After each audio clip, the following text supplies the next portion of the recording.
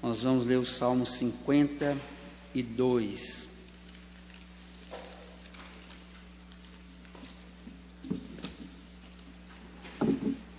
Ao mestre de canto, salmo didático de Davi, quando Doeg edomita fez saber a Saul que Davi entrara na casa de Abimeleque. Por que te glorias na maldade, ó homem poderoso? Pois a bondade de Deus dura para sempre. A tua língua urde planos de destruição, é qual navalha afiada, ó praticadora de enganos. Amas o mal antes que o bem, preferes mentir a falar retamente. Amas todas as palavras devoradoras, ó língua fraudulenta. Também Deus te destruirá para sempre. Há de arrebatar-te e arrancar-te da tua tenda, e te extirpará da terra dos viventes.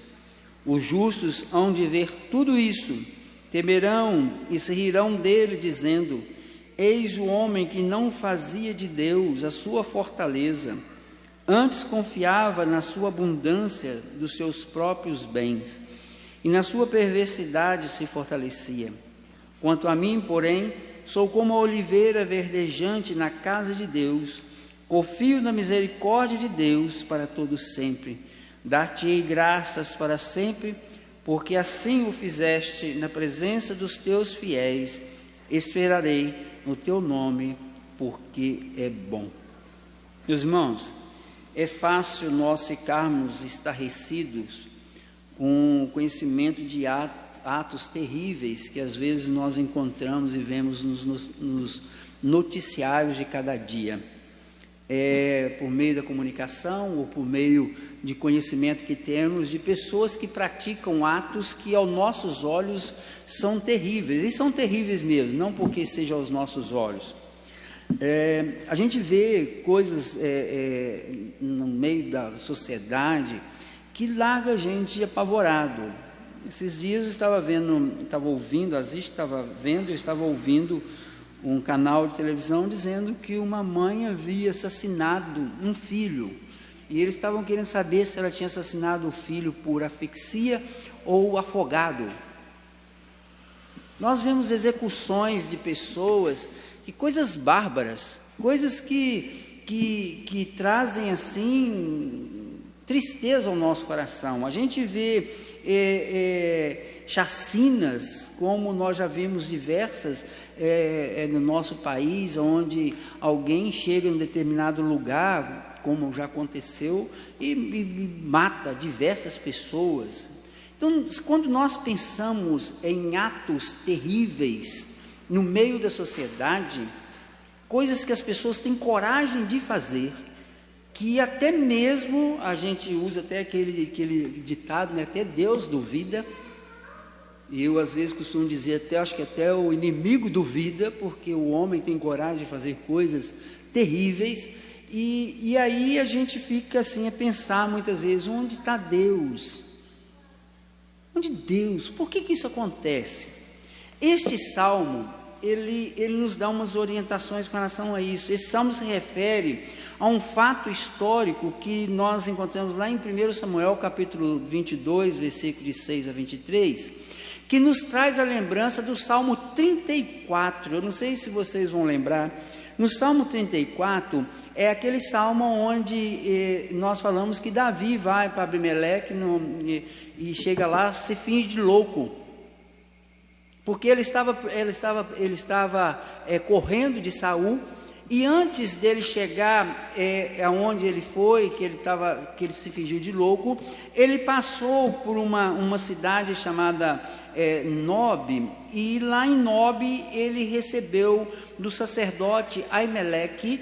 Ele fala com o sacerdote Aimeleque que ele estava indo numa empreitada, seguindo a ordem de Saul, e Aimeleque dá a ele comida e deu a ele a espada de Saul. Não sei se vocês lembram, no Salmo 34, se você depois ler o Salmo 34, você vai lembrar dessa mensagem lá. Então, ele se finge louco lá com Abimeleque, e E ele vai, corre de Saul e vai embora. Quando ele vai, nessa cidade de Nob, que era uma cidade que era habitada por sacerdotes, tinha um homem chamado Doeg. Ele está aí no título, ao mestre de canto, salmo didático de Davi, segundo Doeg, o edomita. Esse Doeg, ele vai até Saul e conta a Saul que Davi havia passado em Nob e tinha ido até o sacerdote, e que o sacerdote havia lhe dado a espada de Saul. Saul faz o quê? Chama à sua presença os sacerdotes. Então os 85 sacerdotes que tinha naquela cidade foram até Saul. E quando eles chegam até Saul,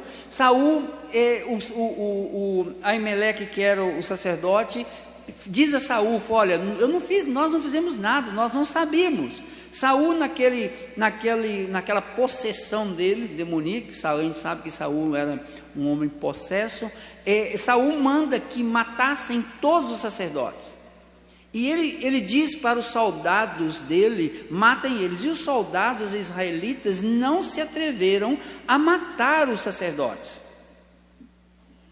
Eles não se atreveram a matar o sacerdote, porque eles eram israelitas, sabiam que os sacerdotes eram sacerdotes de Deus, e eles não iam se atrever a fazer isso. E aí esse Doeg,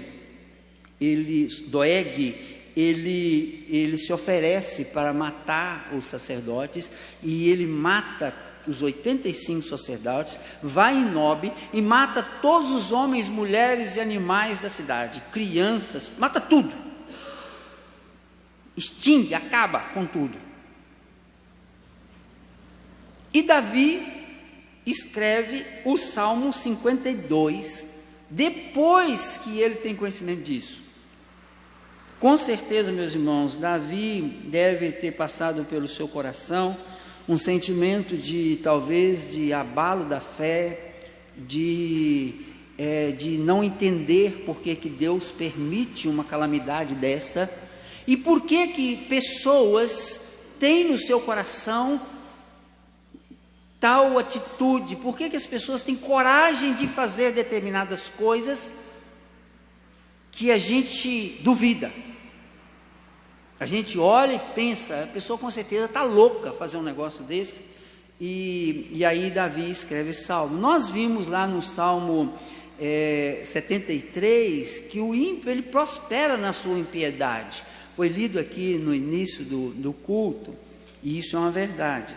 E aqui nós vamos ver, meus irmãos, algumas instruções de Deus sobre o ímpio e sobre o justo. É isso que esse salmo se refere, é para nos orientar, para nos instruir. Note que no início da abertura, o mestre de canto, salmo didático de Davi, ou seja, é um salmo didático, é um salmo que nos ensina. E este salmo começa dizendo sobre a maldade do ímpio, quando ele vai dizer do versículo 1 até o versículo 4. Porque te glorias na maldade, ó homem poderoso?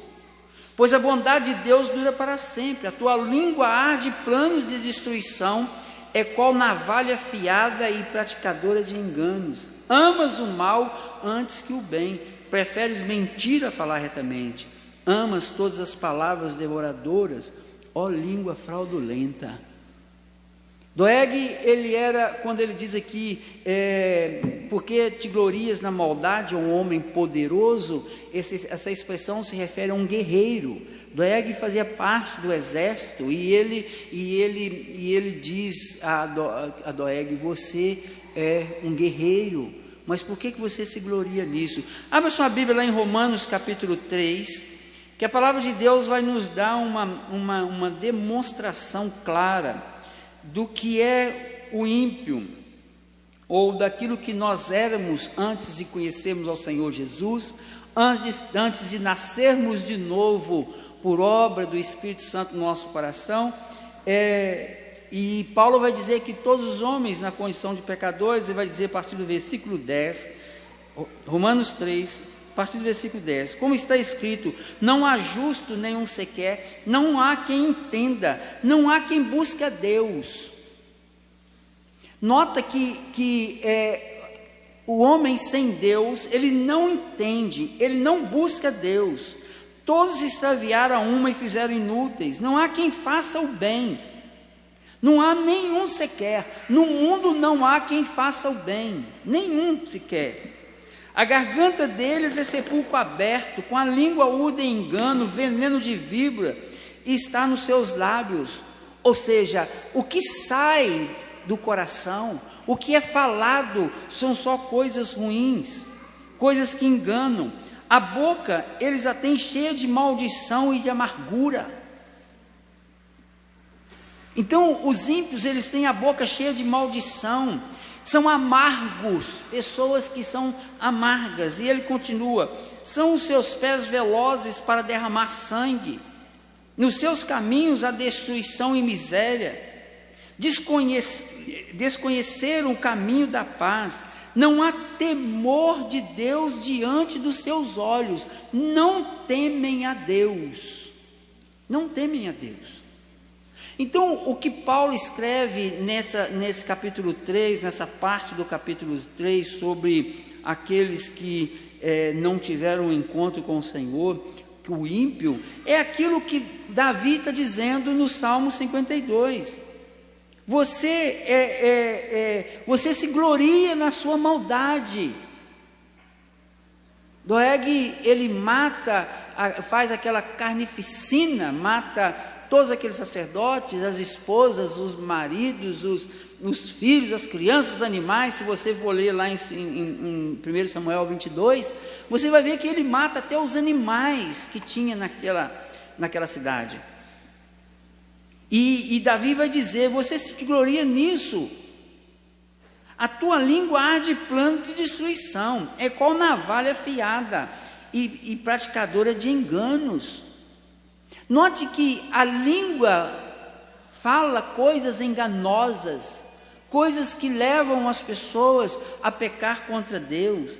Amas o mal antes que o bem, ou prefere, ama muito mais o mal do que as coisas boas, do que o bem. Prefere mentir do que falar a verdade.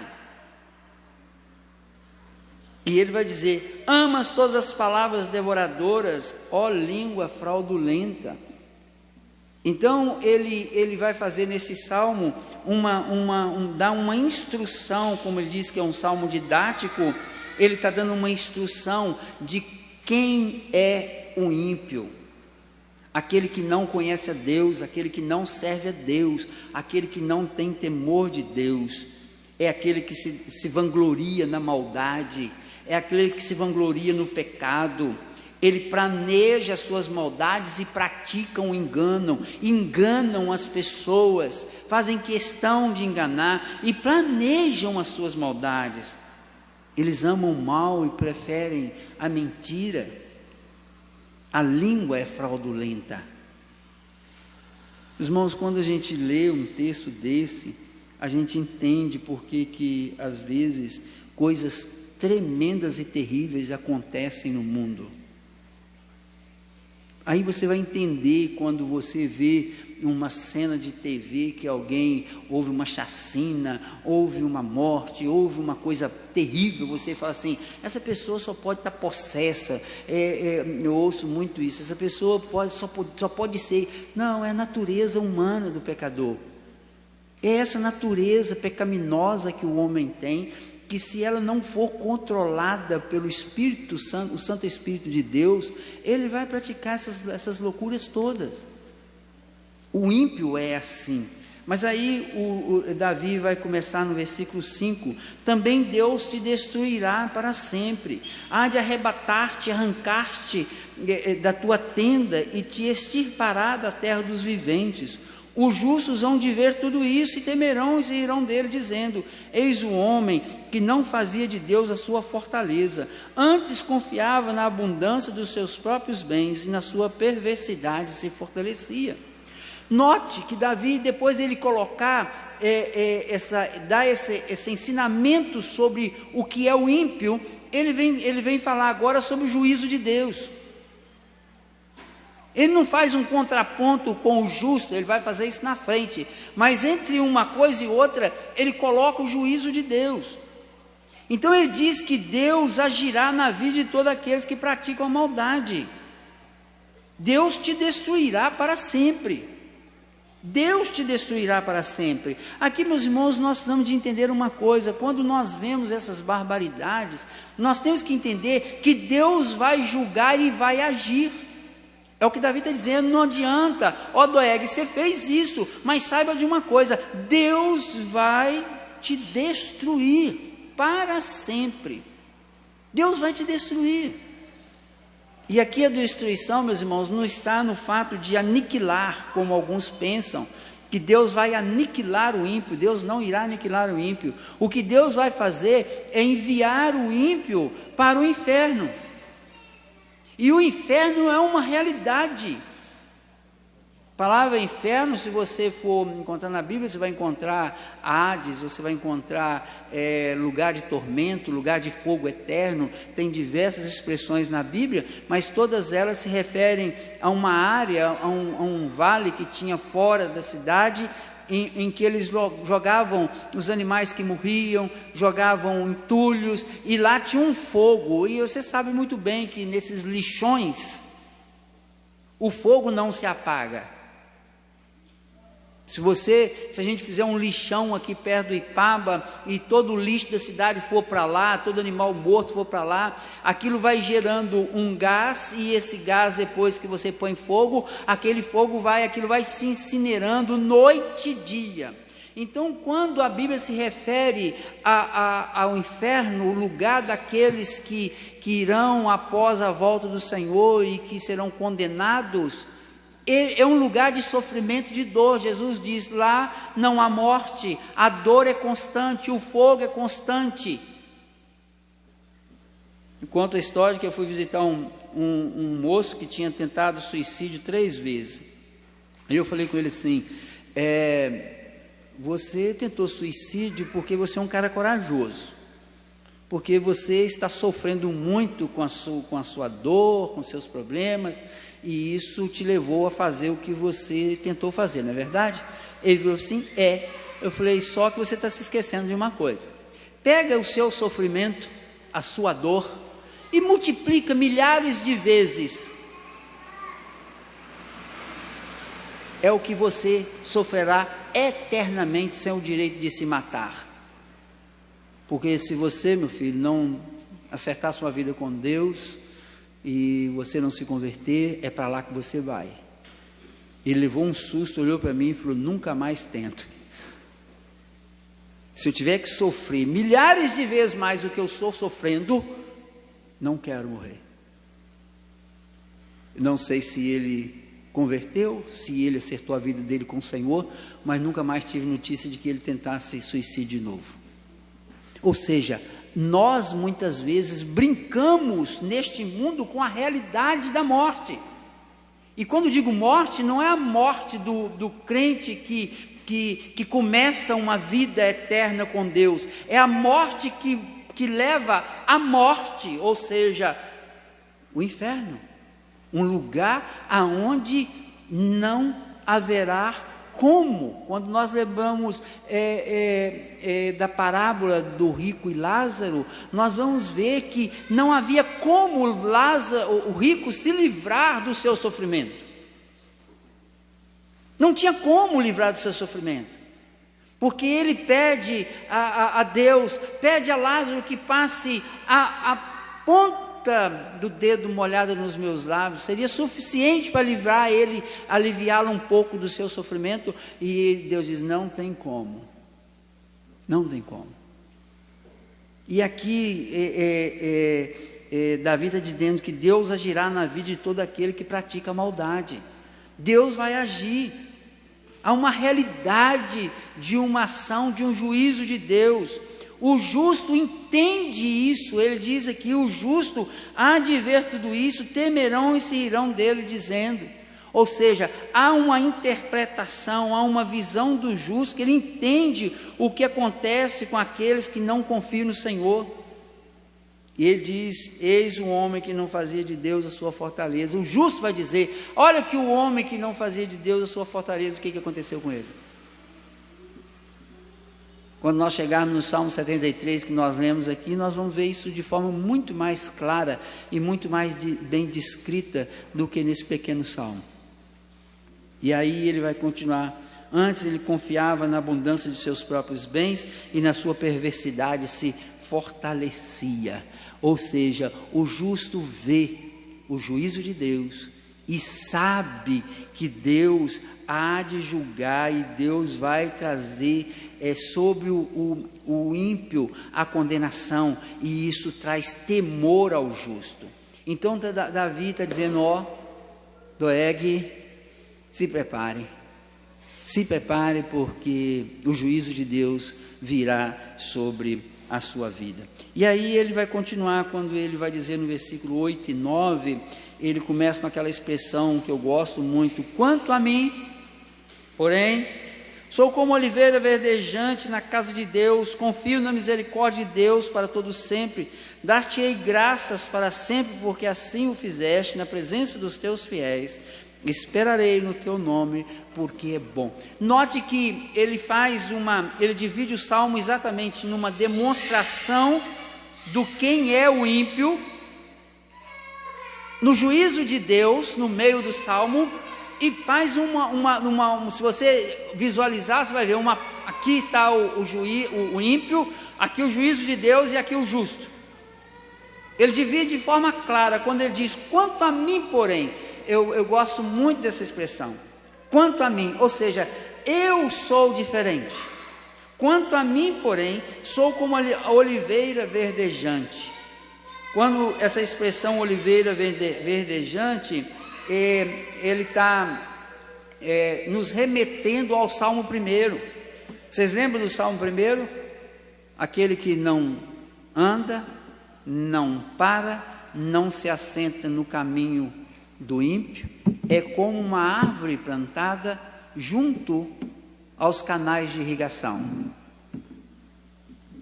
O ímpio é como palha tocada pelo vento.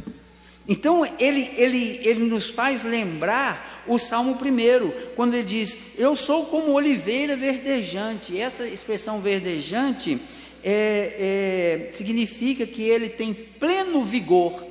Quando ele diz que a oliveira está verdejante, ele está dizendo que aquela árvore está em pleno vigor,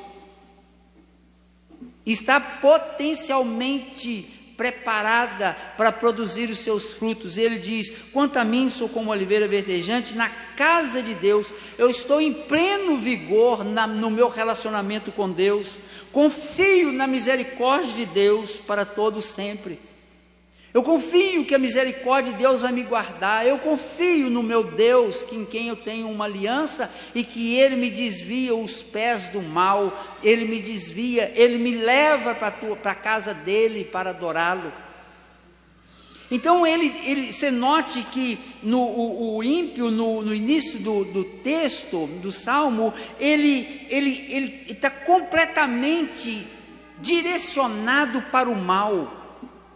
Ele confia nos seus próprios bens, ele confia na sua perversidade, ele trama, ele urde, ele engana, ele mente. Aí ele faz essa colocação: quanto a mim, eu confio na misericórdia de Deus, eu dou graças a Deus pela sustentação que Ele me dá nos caminhos dEle. Nós precisamos de fazer isso, meus irmãos. Nós precisamos de fazer isso. Nós precisamos de acabar com essa ideia de que eu sou um justo, que eu não peco porque eu não quero pecar, eu não peco porque o Espírito de Deus me impede de pecar, eu não peco porque eu não tenho natureza pecaminosa. Não, eu tenho natureza pecaminosa, a minha carne é mais forte do que o meu espírito, mas o Espírito Santo de Deus me direciona, me sustenta, me alerta, fala comigo, impede o pecado na minha vida. Nós precisamos de pedir isso a Deus, porque o ímpio, ele não consegue isso. Ele arde, o coração dele arde pelo pecado, ele quer satisfazer os desejos. Todos nós temos desejos carnais, todos nós, porque isso não morre em nós enquanto Jesus não voltar. No dia que Jesus voltar, essa natureza infernal que age em nós, que nos impulsiona e nos leva a desejar o pecado, isso vai acabar para sempre. Mas enquanto estamos aqui, todos nós vivemos essa realidade de conflito. Essa realidade é aquela, enquanto existirmos neste mundo vai ser assim. Quando Jesus voltar, isso vai acabar, ou vai acabar no dia que nós morrermos aqui, se nós morrermos antes de Jesus voltar. Então Davi diz que ele dá graça a Deus pela sustentação de Deus no caminho do Senhor.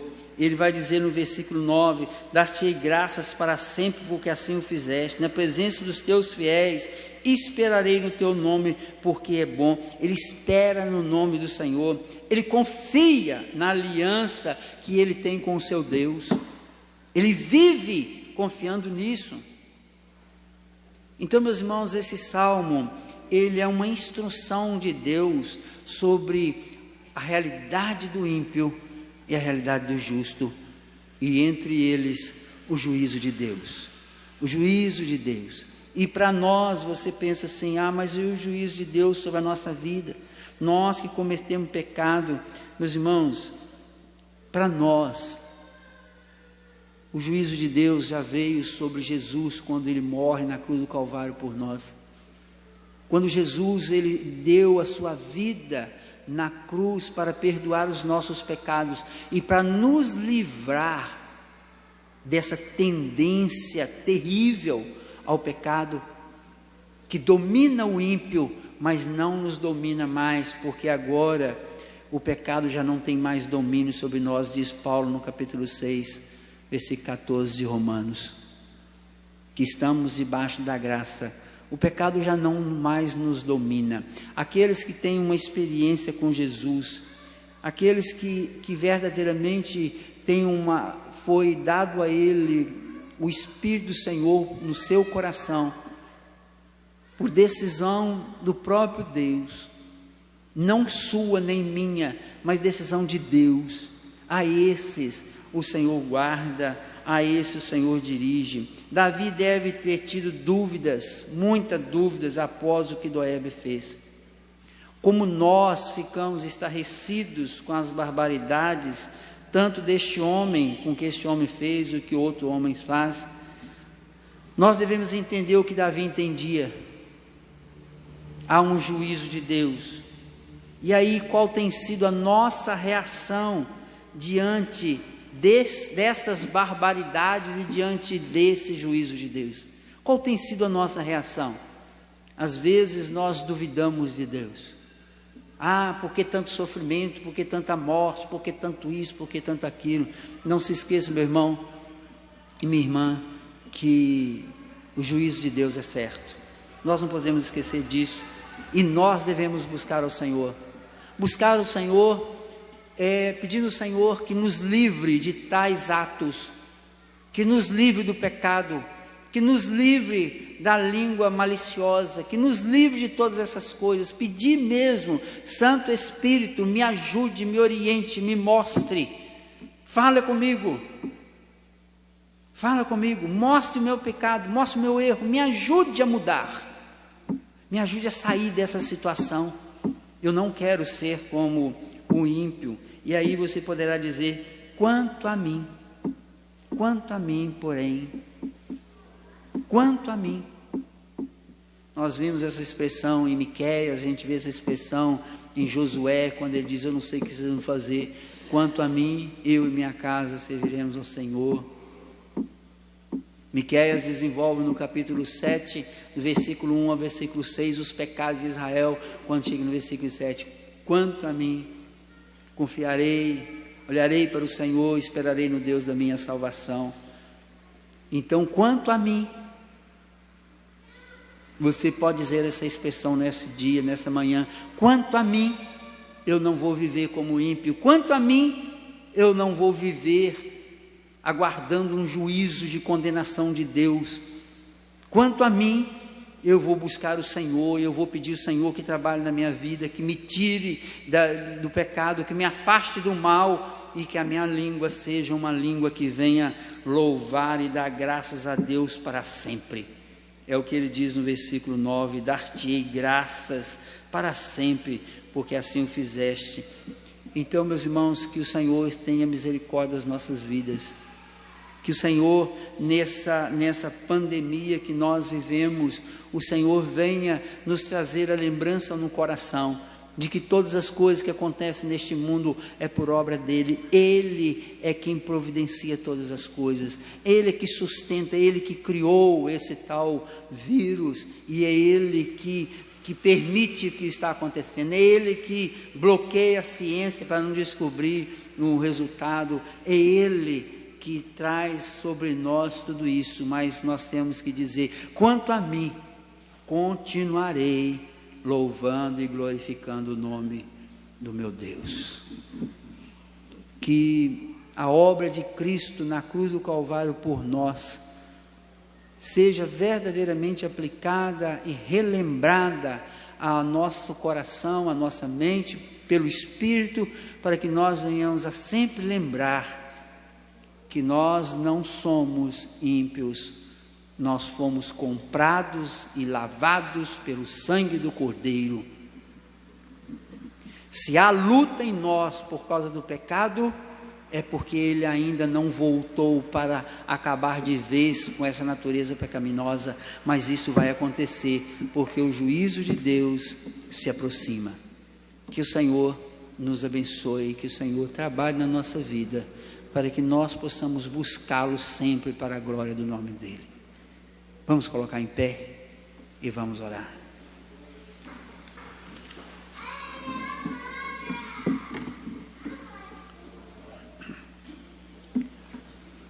Pai amado, nós glorificamos o Teu nome, exaltamos o nome do Senhor,